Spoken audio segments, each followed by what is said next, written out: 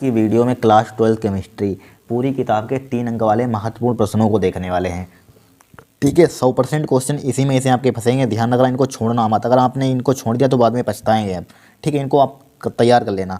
देखिए हमारे पास क्या है क्वेश्चन। पहला क्वेश्चन है, हेलो एल्केन के बनाने की दो सामान्य विधियों के रासायनिक समीकरण लिखिए। ठीक है, निम्न की अभिक्रिया लिखिए। एल्कोहलिक KOH, ठीक है, एजीसीएन से इन दोनों से आपको क्या लिखनी है, अभिक्रिया लिखनी है यहाँ पर। ठीक है, इस टाइप से क्वेश्चन पेपर में आया हुआ आंसर से हमने उठाया है यहाँ पर। देखिए सबसे पहले दो विधियाँ कोई लिख दीजिए जो आपको आती हैं। हाँ ठीक है, हमने ये वाली लिख दी। देखो एल्कोहलो और हेलोजन अम्लों द्वारा यहाँ पर। ठीक है, HI क्या है हमारे पास, हेलोजन अम्ल है यहाँ पर। ठीक है, हाइड्रोजन जिसे हेलोजन अम्ल बोल सकते हैं। ठीक है, एक क्या है एल्कोहल ले लिया यहाँ पर, मेथिल एल्कोहल ले लिया, नहीं CH3OH ले लिया। और हेलोजन अम्ल क्या होता है, HI ले लिया यहाँ पर। ठीक है, क्या ले लिया हमने, HI ले लिया यहाँ पर। और आप कुछ लेना चाहते हैं ले लेना यहाँ पर। ठीक है, आप पर डिपेंड करता है। ठीक है, अब देखिए यहाँ से बहुत सिंपल तरीके से लिखा। आप इस टाइप से आपको कहीं मिलेगा नहीं, ध्यान रखना। मॉडल पेपर अपना उठाकर देख लेना। देखिए यहाँ से OH CH3 मेथिल एल्कोहल है, OH यहाँ पर HI हेलोजन अम्ल यहाँ पर HI। ठीक है, यहाँ से क्या हो जाएगा, निकल जाएगा यहाँ पर, निकल जाएगा, बचेगा CH3I। ठीक है, क्या हमारे पास क्या हेलो एल्केन है यहाँ पर। ठीक है, RX है यहाँ पर, यहाँ पर क्या है I है, यहाँ पर BR ले सकते हैं आप।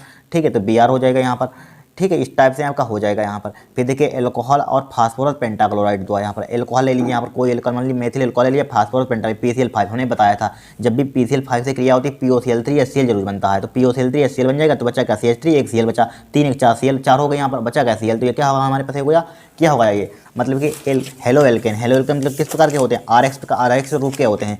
RX देखिए R की यहाँ पर क्या है, यहाँ पर एल्केन ग्रुप है, यहाँ पर है, यहाँ पर। तो ये क्या है हमारे पास, हेलो एल्केन है यहाँ पर। ठीक है, कितनी सिंपल तरीके से दो विधियाँ लिख दी यहाँ पर। ए विधियाँ आपको लिख देनी है यहाँ पर, क्या ए विधियाँ आपको लिख देनी है, कोई दिक्कत नहीं होगी। एल्कोहल हेलोजन अम्लों द्वारा, चूंकि दो विधि इसमें पूछी गई है तो दो विधि हमने लिख दी यहाँ पर, एल्कोहल और फास्फोरस पेंटाक्लोराइड द्वारा। अब हमें से यहाँ पर क्या पूछा गया था, एल्कोहलिक KOH की क्रिया, नहीं पोटेशियम हाइड्रॉक्साइड। ठीक है, KOH क्या है, पोटेशियम हाइड्रॉक्साइड का नाम होता है इसका। ठीक है, अब क्या है यहाँ पर AgCN यानी कि सिल्वर साइनाइड बोल सकते हैं। ठीक है, तो देखिए यहाँ पर लिखिए, पहला यहाँ पर एल्कोहलिक KOH की फर्स्ट पार्ट देखिए यहाँ पर। फर्स्ट पार्ट क्या है हमारे पास, KOH से क्रिया, यहाँ पर एल्कोहलिक KOH से क्रिया, एल्कोहलिक KOH से क्रिया, बहुत इंपॉर्टेंट रिएक्शन है, ध्यान रखना क्या होता है, हमें पूछी जाती है। एल्कोहलिक KOH से क्रिया यहाँ पर, से क्रिया, एल्कोहलिक KOH से क्रिया यहाँ पर किसकी लिखनी है, यानी कि हेलो एल्केन की लिखनी है यहाँ पर। ठीक है, हेलो एल्केन की हमें एल्कोहलिक KOH से क्रिया लिखनी है। तो ले लीजिए यहाँ पर CH3I ले लीजिए, यहाँ पर क्या ले लेंगे, यहाँ पर CH3I ले लिया, यहाँ पर ले लिया प्लस का। अब देखिए एल्कोहलिक KOH ले लीजिए, एल्कोहलिक KOH हमेशा देना होगा। एल्कोहलिक KOH क्या बन जाएगा यहाँ पर, गिव्स आउट। देखिए यहाँ से आपको, देखिए यहाँ से के कहाँ पर ए है, यहाँ पर KI, तो यहाँ से निकल जाएगा। KI क्या हो जाएगा, यहाँ पर निकल जाएगा। KI तो हमने निकाल दिया यहाँ पर, प्लस का KI निकल गया, यहाँ पर निकल गया। यहाँ पर बचा क्या, CH3 बचा और OH बचा। देखिए K यहाँ से I और K निकल जाएगा, बचा का इनकी एल्कोहल बन जाएगा यहाँ पर, CH3OH बन जाएगा यहाँ पर। ठीक है, इनकी मेथिल एल्कोहल बन जाएगा, यहाँ पर बन गया। अब देखिए यहाँ पर, अब यहाँ पर किससे क्रिया करानी है, यहाँ पर AgN से। ठीक है, सिल्वर साइनाइड यानी कि AgN से क्रिया, सक से इनकी AgCN से क्रिया यहाँ पर, से क्रिया AgCN से क्रिया। ठीक है, तो यहाँ पर AgCN से क्रिया ले लीजिए, AgCN है यहाँ पर, तो उठा लीजिए, मतलब हेलो एल्केन CH3I ले लिया यहाँ पर, ले लिया I प्लस का AgCN ले लिया यहाँ पर, AgCN राइट। अब देखिए यहाँ पर तीर का निशान लगा दीजिए। अब यहाँ पर देखिए CH3 यहाँ पर है, क्या है, CH3 है। CH3 को हमने HT लिखा है यहाँ पर, लिखा है यहाँ पर CH3 HT लिखा है, HT कोई दिक्कत तो नहीं होगी यहाँ पर। CH3 को HT लिखा है यहाँ पर, लिख दिया। फिर हमारे पास क्या है यहाँ पर CH3, फिर क्या है यहाँ पर, इसको लिख देंगे CH3NC प्लस का AgBr, AgBr नहीं AgI है तो AgI हो जाएगा, AgI। ठीक है, सिल्वर आयोडाइड यहाँ पर, क्या हो जाएगा आपका, बन जाएगा यहाँ पर, कोई दिक्कत नहीं होगी। ठीक है, कोई दिक्कत तो नहीं होगा। नाम लिखना चाहते तो नाम लिख लेना। इसका नाम क्या होता है बताइए, यहाँ पर हो जाएगा, यानी कि मेथिल आइसोसाइनाइड हो जाएगा। क्या हो जाएगा इसका नाम, मेथिल आइसोसाइनाइड,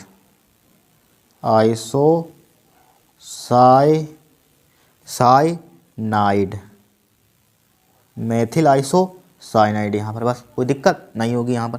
कितने सिंपल तरीके से यहाँ पर, बहुत इंपॉर्टेंट है, 2020 में रिएक्शन पूछी गई थी यहाँ पर।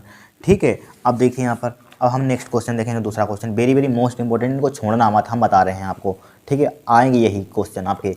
ठीक है, अब देखिए दूसरा क्वेश्चन, देखिए वेरी मोस्ट इंपॉर्टेंट है। लेंथेनाइट अंकुचन या संकुचन पर सच्ची टिप्पणी, संकुचन भी आ सकता है, अंकुचन कुछ भी लिखा हो यहाँ पर, बहुत बार आ चुका है क्वेश्चन। देखिए लेंथेनाइट अंकुचन क्या होता है, लेंथेनाइट तत्वों में परमाणु क्रमांक बढ़ने पर उनके परमाणु तथा आणविक आकारों में होने वाली स्थिर कमी लेंथेनाइट अंकुचन कहलाती है। ठीक है, क्या कहलाती है, देखिए समझिए। लेंथेनाइट क्या होता है, लेंथेनाइट तत्वों में परमाणु क्रमांक बढ़ने पर उनके परमाणु तथा आणविक आकारों में, परमाणु क्रमांक बढ़ेंगे उन्हें परमाणु क्रमांक तथा आणविक आकारों में, ठीक है, परमाणु तथा आणविक आकारों में होने वाली स्थिर कमी, जो स्थिर कमी होगी उसे कहते हैं लेंथेनाइट अंकुचन कहते हैं। यहाँ पर क्या कहते हैं, लेंथेनाइट अंकुचन कहते हैं। यहाँ पर कोई दिक्कत, यहाँ पर क्या होता है, लेंथेनाइट तत्वों में परमाणु क्रमांक बढ़ने पर, ठीक है, यानी कि परमाणु क्रमांक बढ़ने पर, ठीक है, उनके परमाणु तथा आयनिक आकारों में होने वाली स्थिर कमी लेंथेनाइट अंकुचन कहलाती है। ठीक है, ठीक है। फिर देखिए यहाँ पर इसका और कारण, मतलब कारण लिखिए यहाँ पे उसी में लिखा हुआ है, या डायरेक्टली आपको सही टिप्पणी लिखे, सच्ची टिप्पणी लिखे तो आपको सब लिखना होगा। यहाँ पर कभी कभी कारण पूछा जाता है, यही आप लोग लिखने होंगे। देखिए, श्रेणी में नाभिकीय आवेश बढ़ने पर एक डी इलेक्ट्रॉन पर दूसरे डी इलेक्ट्रॉन के परीक्षण प्रभाव की तुलना में एक फोर इलेक्ट्रॉन दूसरे फोर इलेक्ट्रॉन पर परीक्षण प्रभाव क्या होता है, कम होता है यहाँ पर। ठीक है, देखिए समझिए। देखिए श्रेणी में क्या होता है, श्रेणी में नाभिकीय आवेश बढ़ने पर क्या हुआ, एक डी इलेक्ट्रॉन दूसरे डी इलेक्ट्रॉन के परीक्षण प्रभाव की तुलना में एक फोर इलेक्ट्रॉन दूसरे फोर इलेक्ट्रॉन पर परीक्षण प्रभाव क्या होता है, कम होता है। ठीक है, तो एफ कक्षकों की आकृति इसके लिए क्या है, अनुकूल नहीं है। अतः श्रेणी में बढ़ते हुए नाभिकीय आवेश के कारण परमाणु क्रमांक बढ़ने के साथ परमाणु आकार में क्या हो जाती है, नियमित कमी पाई जाती है। ठीक है, यही आपको लिख देना लेंथेनाइट अंकुचन में। 3 नंबर का क्वेश्चन पूछा जाता है बहुत बार इस साल 2024 में, इसके 100% आने के चांसेस हैं। क्यों हैं, क्योंकि एस पी ब्लॉक आपका उड़ा दिया गया है, काट दिया गया यहाँ पर। ठीक है, बचा के यहाँ पर डी एफ ब्लॉक बचा है यहाँ पर। ठीक है, बचा है कि नहीं, और इसी में से क्वेश्चन 100% यही आएंगे क्वेश्चन हम जितने करा रहे हैं यहाँ पर। ठीक है, बहुत सिलेबस आपको बहुत फायदा होगा, क्योंकि बहुत काट दिया गया सिलेबस, बचा हुआ चैप्टर, तो सिंपल चैप्टर बचे हैं यहाँ पर, कुछ है नहीं यहाँ पर। ठीक है, आप केमिस्ट्री में बहुत नंबर अच्छे दिला सकते हैं, यहाँ पर कुछ है ही नहीं ट्रिकी आप। ठीक है, पहले बहुत ट्रिकी होता था, अब कुछ बचा ही नहीं, इनको तैयार कर लेना यहाँ पर। ठीक है, अब बहुत सिंपल होगा यहाँ आपके लिए, ध्यान रखना। ठीक है, अब देखिए तीसरा क्वेश्चन देखेंगे हम। देखिए तीसरा क्वेश्चन वेरी मोस्ट इंपोर्टेंट है, ध्यान रखना।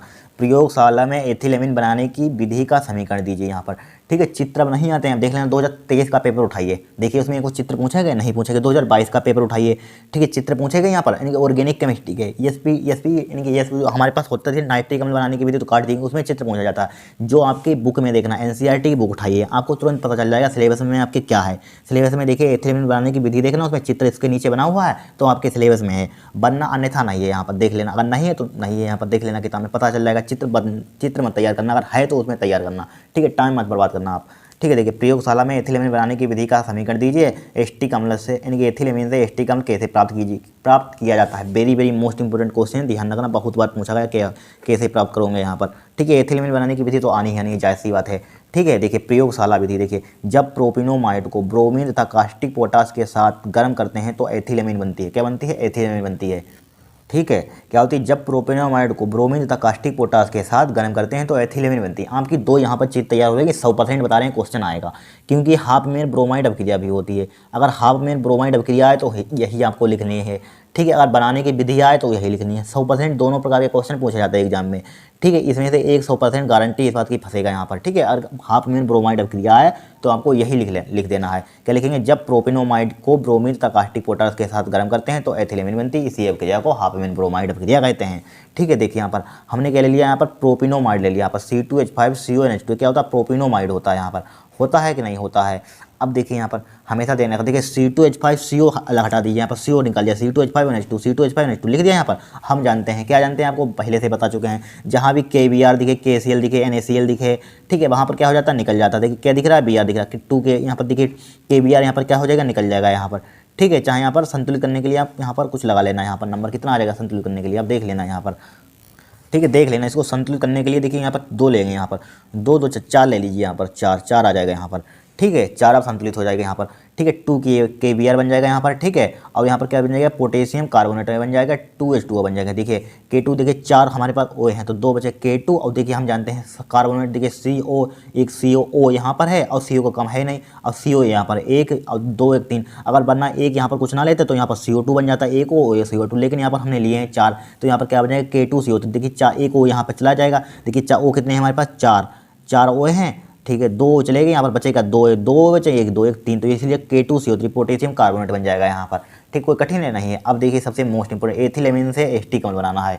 ठीक है, बहुत इंपॉर्टेंट क्वेश्चन है, ध्यान रखना। तो एथिलेमिन ले लीजिए यहाँ पर, देखिए एथिलेमिन C2H5NH2 क्या हो जाएगा, C2H5NH2 यहाँ पर NH2। ठीक है, अब देखिए इसकी नाइट्रस अम्ल से यहाँ पर क्रिया करा लीजिए, यहाँ AHNO2 से यहाँ पर करा दिया, यहाँ पर क्रिया करा दीजिए। देखिए एन यहाँ से एक निकलेगा, ये क्या नहीं N2 यहाँ से निकल जाएगा, यहाँ पर N2 गैस क्या हो जाएगी आपकी, उड़ जाएगी, यहाँ पर उड़ जाएगी। फिर देखिए क्या बचा हमारे पास, देखिए N2 उड़ गया, यहाँ पर क्या बचा O बचा, यहाँ पर 2 बचेंगे, यहाँ पर क्या बचेंगे 2। लेकिन यहाँ पर देखिए C2H5O एक यहाँ से ले लीजिए, H ले लीजिए, यहाँ पर C2H5 ले लिया, एक O यहाँ से ले लिया, O ले लिया। अब एक H उठा लीजिए, H ले लिया, OH हो गया, यहाँ पर हो गया OH हो गया OH। अब देखिए यहाँ पर क्या बचा, H2 बचा, यहाँ पर N भी निकल गया, H भी निकल गया, एक O बचा यहाँ पर, तो H2O निकल जाएगा, यहाँ पर निकल गया, यहाँ पर बन गया, यहाँ पर एथिल अल्कोहल बन गया। हमें बनाना है एस्टिक अम्ल। देखिए सबसे पहले हमें यहाँ पर CH3 लाना है, यहाँ पर दो कार्बन है, एक कार्बन हमें CH कार्बन भी गायब करना है हमें यहाँ पर, और हाइड्रोजन भी हटाने हैं यहाँ पर, ठीक है। CH3 यहाँ पर 5-6 हाइड्रोजन है यहाँ पर, ठीक है। तो इसके लिए क्या करेंगे यहाँ पर, देखिए इसकी हम क्रिया कॉपर की उपस्थिति में करा देते हैं। कॉपर और इसका टेम्परेचर 573 ले लीजिए यहाँ पर। और बाई चांस आप टेम्परेचर भूल जाते हैं एग्जाम में, ध्यान रखना, तो डेल्टा मार देना नीचे, ठीक है, हो जाएगा काम आपका, ठीक है। इसकी उपस्थिति में कराएंगे तो हमारे पास क्या बन जाएगा यहाँ पर, देखिए CH3 CHO बन जाएगा, यहाँ पर देखिए H2 यहाँ पर AH और एक H यहाँ से निकाल दीजिए, यहाँ पर क्या हो जाएगा, यहाँ पर H2 निकाल दीजिए, H2 क्या हो जाएगा हमारे पास, निकल जाएगी, यहाँ पर गैस उड़ जाएगी, H2 निकल जाएगी। तो यहाँ पर क्या बचेगा, यहाँ पर बताइए, देखिए 2 कार्बन है C, तो एक पहला C हमने लिख लिया यहाँ पर C, फिर क्या है यहाँ पर, यानी हाइड्रोजन कितने बचे यहाँ पर, 4 हाइड्रोजन है यहाँ पर, 4 हाइड्रोजन है यहाँ पर। देखिए एक हाइड्रोजन यहाँ से चला गया, एक हाइड्रोजन यहाँ से, क्या 4 हाइड्रोजन बचे, 4 यहाँ पर CH3, फिर क्या बचा यहाँ पर, एक हाइड्रोजन बचा यहाँ पर, अब एक कार्बन बचा, तो इसको ले सकता हूँ, एक ऑक्सीजन बचा CHO, ठीक है।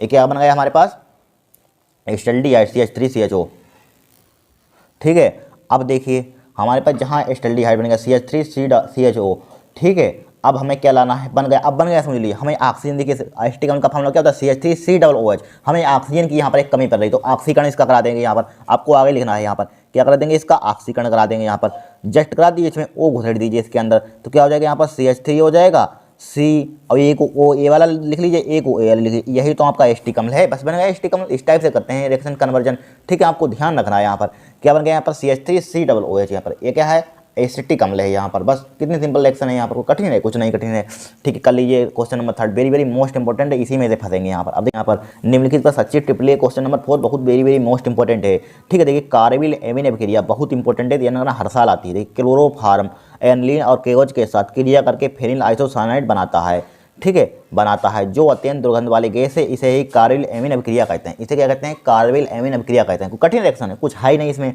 देखिए क्लोरोफार्म एनिलीन को केओज के साथ क्रिया करके फेनिल आइसोसाइनाइड बनाता है, जो अत्यंत दुर्गंध वाली गैस है, इसे ही कार्बिल एमीन अभिक्रिया कहते हैं। देखिए क्या है हमारे पास, क्लोरोफार्म है, एक क्या है, एनिलीन है, ठीक है। 3 केओज ले लिया है यहाँ पर, ठीक है, पोटेशियम हाइड्रोक्साइड, इसकी क्रिया यहाँ पर कराएंगे तो क्या बनेगा हमारे पास, फेनिल आइसोसाइनाइड बन जाएगा, यहाँ पर 3 केजिल पोटेशियम क्लोराइड बन जाएगा, यानी कि हाइड्रोजन क्लोराइड बन जाएगी यहाँ पर, ठीक है। कुछ है नहीं इसमें, यहाँ पर ये रिएक्शन दिया ना फिक्स होता है, फेनिल आइसोसाइनाइड बनता है। कार्बिल एमीन अभिक्रिया में क्या बनता है, फेनिल आइसोसाइनाइड बनता है। फिर देखिए डार्जन अभिक्रिया, वेरी मोस्ट इंपॉर्टेंट है।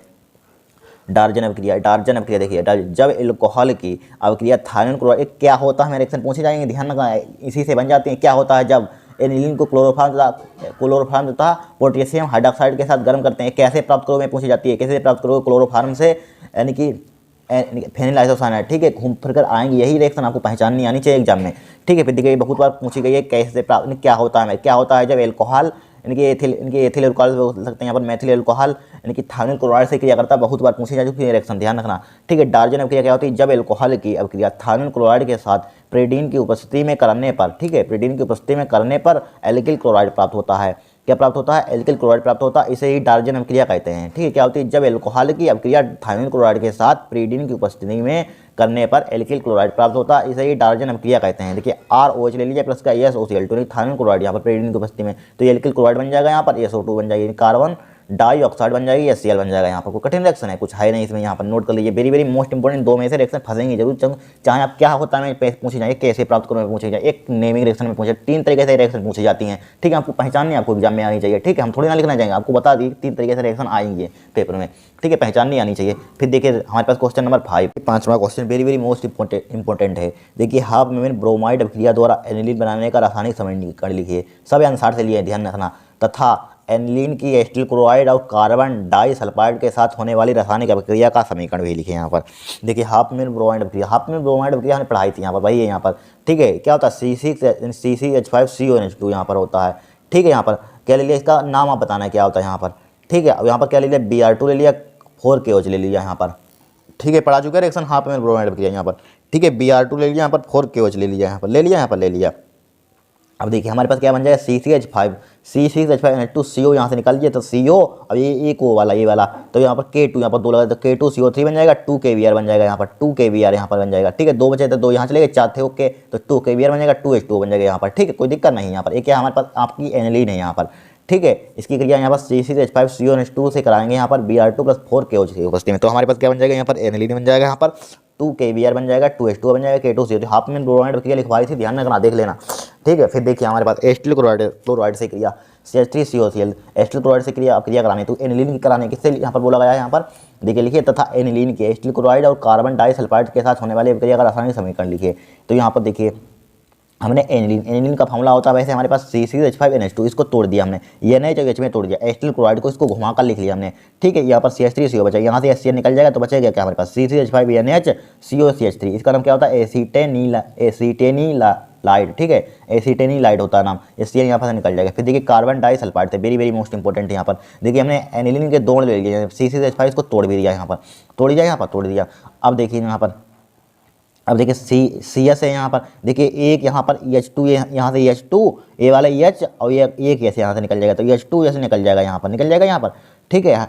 H2 ऐसे निकल जाएगा यहाँ पर, निकल जाएगा, तो क्या बचा यहाँ पर CCH5NH। अब यहाँ पर क्या बचा है, एक CS बचा, देखिए एक ऐसे यहाँ से चला गया और 2 H यहाँ से, तो इसमें जोड़ दीजिए यहाँ पर, ठीक है। इसका नाम क्या होता है, डाइफेनिल थायोयूरिया, ठीक है, इसका नाम क्या होता है, डाइफेनिल थायोयूरिया होता है, वेरी वेरी मोस्ट इंपॉर्टेंट है, ध्यान रखना, रिएक्शन इसी में से पूछी जाएंगे, ठीक है। इसका नाम क्या होता है, डाइफेनिल थायोयूरिया यहाँ पर, ठीक है। 5वां क्वेश्चन हमारे पास होगा, कोई कठिन है कुछ नहीं है यहाँ पर, इसी टाइप से क्वेश्चन पूछे जाएंगे आपके एग्जाम में, बस इनको पढ़ लेना है आपको एक बार, ठीक है, प्रैक्टिस कर लेनी है यहाँ पर। अब देखिए छठा क्वेश्चन देखेंगे हम, छठा क्वेश्चन देखिए वेरी वेरी मोस्ट इंपॉर्टेंट है, पूछा जरूर जाएगा, बर्नर का सिद्धांत ध्यान रखना इस बार। देखिए स्विस के महान वैज्ञानिक अल्फ्रेड बर्नर ने जटिल यौगिक या उपसहसंयोजक यौगिक की संरचना और इन यौगिकों के गठन को समझने के लिए बहुत अध्ययन करने के बाद अपने विचार रखे, जिसे हम क्या कहते हैं, बर्नर का सिद्धांत कहते हैं। कुछ इन्होंने विचार रखे थे, क्या थे, बर्नर के सिद्धांत की मुख्य अवधारणा निम्न है, देखिए क्या है, केंद्रीय धातु परमाणु, मतलब सेंट्रल मेटल एटम के 2 प्रकार की संयुक्ता होती है। जो केंद्रीय धातु परमाणु होता है उसकी क्या होती है, 2 प्रकार की वैलेंसी होती है। देखिए क्या होती है, प्राथमिक संयुक्ता होती है, प्राइमरी यानी वैलेंसी होती है, सेकेंडरी वैलेंसी होती है, द्वितीय संयुक्ता होती है यहाँ पर, ठीक है। और देखिए प्राथमिक संयुक्ता आयनिक होती है, क्या होती है, वो आयनिक होती है यहाँ पर, ठीक है, जिसे टूटी रेखा द्वारा हम शो करते हैं। और हमेशा ये किससे होती है, ऋणायन से सेटिस्फाई होती है, यानी कि ऋणायन से क्या होती है, संतुष्ट होती है। क्या होता है हमारे पास, यानी कि दूसरी मतलब अवधारणा इसकी हो गई। और तृतीय क्या लिख देंगे यहाँ पर, द्वितीय संयुक्ता क्या होती है, द्वितीय संयुक्ता उपसहसंयुक्ता होती है जिसे ठोस से दर्शाते हैं, इस तरह यानी द्वितीय संयुक्ता को ठोस रेखा से दर्शाते हैं यहाँ पर, ठीक है। या लिगेंडों से प्राप्त इलेक्ट्रॉनों से संतुष्ट होती है, किससे संतुष्ट होती थी, या हमेशा ऋणायन से संतुष्ट होती थी। अब ये किससे, यह लिगेंडों से प्राप्त, लिगेंड से जो प्राप्त होता है इलेक्ट्रॉन से, उससे संतुष्ट होती है यहाँ पर। फिर ठीक है, चौथा लिख लीजिए यहाँ पर, प्रत्येक धातु परमाणु अपनी दोनों संयोजकताओं को संतुष्ट करना चाहती है। प्रत्येक धातु होती है जो हमारे पास, ठीक है, वो किससे संतुष्ट करना चाहती है, दोनों संयुक्ताओं से संतुष्ट करना चाहती हैं, ठीक है। 5वां लिखिए, प्रत्येक धातु आयन की द्वितीय संयुक्ता निष्पृष्ट होती है, क्या होती है, निष्पृष्ट होती है। प्रत्येक धातु आयन की द्वितीय संयुक्ता क्या होती है, निष्पृष्ट होती है। 5 अवधारणाएं लिख लीजिए, वेरी वेरी मोस्ट इंपॉर्टेंट है, इसी में से आपके क्वेश्चन पूछे जाएंगे यहाँ पर, ठीक है। 6 क्वेश्चन को तैयार कर लेना, वेरी वेरी मोस्ट इंपॉर्टेंट है, इसको छोड़ना मत। अगर 6 क्वेश्चन फंस गए भाई तो 18 नंबर आपके पक्के हो जाएंगे, ध्यान रखना। 6 नहीं 5 फंस सकते हैं यहाँ पर, टॉप लेवल के पूरी किताब के 5 और फंस सकते हैं, 100% चांस देते हैं फंसने के, आपको भी दिख रहा होगा। 15 नंबर आपके कहीं नहीं है, इनको छोड़ना मत, तैयार कर लेना यहाँ पर, ठीक है। घूम फिर कर आए क्वेश्चन यही आएंगे, लेकिन आपको पहचानना आना चाहिए एग्जाम में, ठीक है। आज के लिए इतना ही। अगर आपको वीडियो पसंद आई हो तो चैनल को सब्सक्राइब करना, वीडियो को लाइक करना।